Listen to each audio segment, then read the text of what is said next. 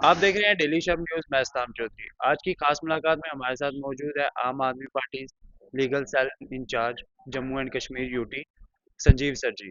आइए इनसे बातचीत करते हैं। सर, सबसे पहले मैं स्वागत करूंगा डेली शब न्यूज में। बहुत बहुत शुक्रिया। सर, जिस तरह से आपने देखा कि कुछ दिन पहले एक आल पार्टी मीट्स रखी गई थी, उस मीट्स का क्या कारण था और क्या उस मीट्स में मीटिंग हुई है?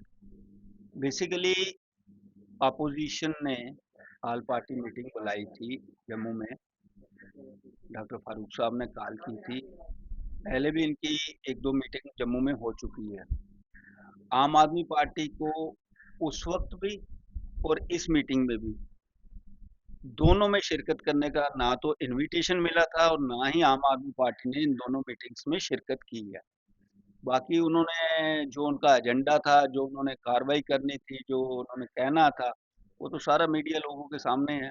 आम आदमी पार्टी की चूंकि उसमें शमूलियत ही नहीं थी, तो उसके बारे में मैं तो कोई अप्रोप्रिएट हूँ नहीं कि उसके बारे में अपने विचार रखूं। सर, कह रहे थे कि इस पार्टी मीट्स को रखने का एक और कारण था कि ये जो 10 तारीख है, इस 10 तारीख को एक प्रोटेस्ट जो है वो किया जा रहा है कि इलेक्शन जो है वो जल्दी से जल्दी करवाया जाए।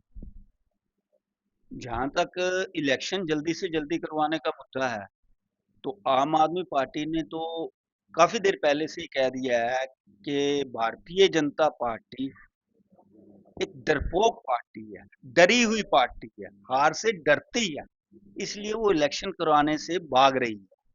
वो तो इलेक्शन करवाना नहीं चाहती है। नहीं तो अभी तक इन्होंने अर्बन लोकल बॉडीज के भी इलेक्शन करवा देने थे, पंचायत के इलेक्शन भी करवा लेने थे, और इन्होंने इस कंसर्न में सुप्रीम कोर्ट में भी एफिडेविट दायर किया है कि हम बहुत जल्द असेंबली इलेक्शन से पहले पहले वहां पे इलेक्शन कराएंगे। और जहां तक ऐसा माहौल दिख रहा है, ना तो ये असेंबली इलेक्शन करवाने के इच्छुक है, क्योंकि लोगों से बहुत मार पड़ने वाली है इस बार, और ना ही ये पंचायत या अर्बन लोकल बॉडीज के म्यूनिसिपैलिटीज के इलेक्शन करवाने में इंटरेस्टेड लग रही है। और माहौल भी ऐसा है। नहीं तो आज दिन तक डेट्स सामने आनी चाहिए थी। आज 5 अक्टूबर हो चुकी है। बहुत जल्दी ही ये जो म्यूनिसिपैलिटीज या अर्बन लोकल बॉडीज का टेन्योर भी खत्म होने वाला है, और स्टार्टिंग जनवरी में पंचायत का भी टेन्योर खत्म होने वाला है। लेकिन सब कुछ प्रोसेस करके भी इन्होंने कोई डेट्स अनाउंस नहीं की। सर, जिस तरह आपने कहा कि भाजपा जो है वो नहीं चाह रही, वो डर रही है कि इलेक्शन ना हो, बट इलेक्शन करवाना तो इलेक्शन कमीशन ऑफ इंडिया के हाथ में है ना। जो तो पंचायत और अर्बन लोकल बॉडीज है, वो यूटी की इलेक्शन कमीशन के हाथ में होता है। लेकिन डायरेक्शंस जो है इनडायरेक्टली, क्योंकि भारतीय जनता पार्टी ने सारी इन इंडिपेंडेंट संस्थाओं को इन्फ्लुएंस किया हुआ, जो कि विजिबल भी है, सामने दिखता भी है। क्योंकि यहाँ पे असेंबली इलेक्शंस, जिस वक्त असेंबली डिसॉल्व की थी, उसके 6 महीने के दौरान होनी चाहिए थी। लेकिन ऑन द कंट्रेरी अब 5 साल का पीरियड भी हो चुका है। इनडायरेक्टली ये एक हारे हुए यूपी गाजियाबाद के एक हारे हुए भारतीय जनता पार्टी के कैंडिडेट के थ्रू यहाँ पे हुकूमत कर रहे हैं। तो इस करके ये इलेक्शन से भाग रहे हैं, और इनको मालूम है कि इस बार जनता इनको पूरे तरीके से नकार देगी। इतनी दुखी है जनता। इनके हाथ में जब पावर थी तब भी इन्होंने कुछ नहीं किया। अब तो ये कुछ करने लायक भी नहीं बचे हैं, और अब ये पब्लिक के सामने जाने के भी कतरा रहे हैं, क्योंकि इनको पता है कि ये बुरी तरह से इलेक्शन हारेंगे। सर, जिस तरह से इलेक्शनों की बात चल रही है और इलेक्शन जो ना भी कराए जा रहे हैं, बट इसी के चलते एलजी साहब का एक बयान आता है कि 80% जो लोग हैं वो चाहते ही नहीं कि इलेक्शन हो। बट कहीं ना कहीं कुछ लोग जो है वो ये कह रहे हैं कि इलेक्शन जो ये बोला गया है कि 80% ना लोग चाहते हैं इलेक्शन ना कराएं, वो भाजपा के ही लोग हैं। क्या ये कितनी सच्चाई है इस बात में? ये तो दोनों चीजें कंट्राडिक्ट हैं। 80% जनता तो भाजपा को वैसे भी नहीं चाहती है। 80 क्या, मैं तो कहता हूँ 8% भी नहीं लोग यहाँ के चाहते हैं। तो बाकी अगर एलजी साहब को इतना ही अपने पे भरोसा है कि 80% अगर उन्होंने कोई वैसे ही कोई रेफरेंडम करा के ऐसा देखा है, तो उनको एक श्वेत पत्र लाना, व्हाइट पेपर लाना चाहिए पब्लिक के सामने कि 80% कौन से हैं, वो यूपी के हैं, बिहार के हैं, या गुजरात से आए हैं, या हिंदुस्तान के किसी कोने से लोगों ने डिसाइड किया है कि जम्मू कश्मीर में 80% लोग। क्योंकि जहां तक तो मेरा विचार है, 80 क्या, 8% क्या, 0.8% लोग भी नहीं एलजी की हुकूमत चाहते इस वक्त जम्मू व कश्मीर में। सर, आप अपनी पार्टी की बात करते हैं, जो आपकी पार्टी है उस जब वो रूलिंग में आती है तो किस तरह से वो जो है अपना योगदान जो है वो देगी? हमारी आम आदमी पार्टी का सिर्फ दो ही साफ साफ बातें हैं। एक तो भ्रष्टाचार मुक्त सरकार दे, करप्शन फ्री गवर्नमेंट, जैसा कि हम दो स्टेटों में कर चुके हैं, एक दिल्ली में कर चुके हैं, एक पंजाब में कर चुके हैं।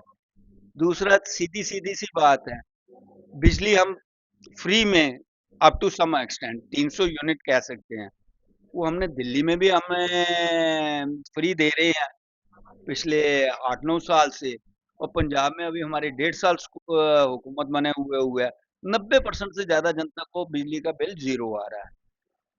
हम हमारी सरकार का मुख्य बात ही यही है, फ्री स्टैंडर्डाइज्ड एजुकेशन, अच्छी साफ सुथरी और मुफ्त में हर नागरिक को पढ़ाई मिले, और साथ में स्वास्थ्य सेवाएं, वो भी स्टैंडर्ड की स्वास्थ्य सेवाएं, वो भी फ्री में मिले। आज एक परिवार के खर्चे ही मेनली दो चीजों पे डिपेंड करते हैं, यहाँ बच्चों की पढ़ाई पे ज्यादा खर्चा आता है, यहाँ बुजुर्गों की दवाई पे ज्यादा खर्चा आता है।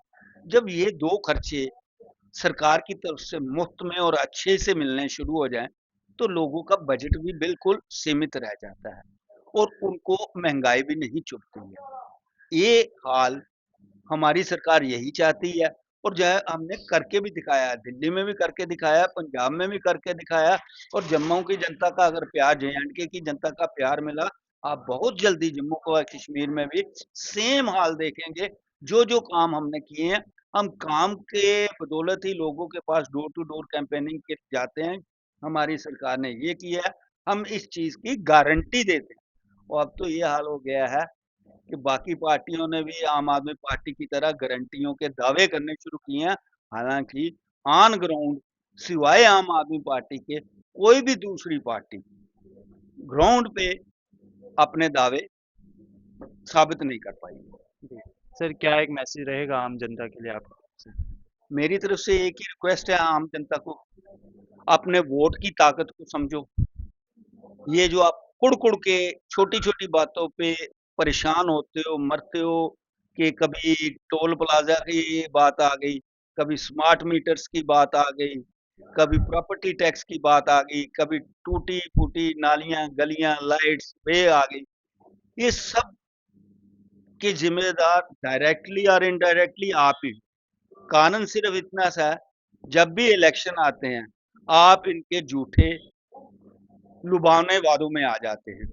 उस वक्त आपका फर्ज बनता है एक पढ़े लिखे ईमानदार ऑनेस्ट कैंडिडेट को चुनवाएं, और जब ऑनेस्ट और पढ़े लिखे लोग आगे आएंगे, तो आपको एक साफ सुथरी सरकार अपने आप मिलेगी। आपकी जितनी भी दिक्कतें हैं, वो मैक्सिमम हल से तक हल हो जाए। जी, बहुत-बहुत शुक्रिया सर हमसे बातचीत। बहुत बहुत शुक्रिया। तो ये थे हमारे साथ Aam Aadmi party legal cell and incharge of Jammu and Kashmir UT Sanjeev sir ji. आप सबका इस पे क्या कहना है कमेंट सेक्शन में ज़रूर बताएं, और भी इसी तरह की मज़ीद अपडेट के लिए जुड़े रहें हमारे साथ, देखते रहें डेली शब न्यूज़।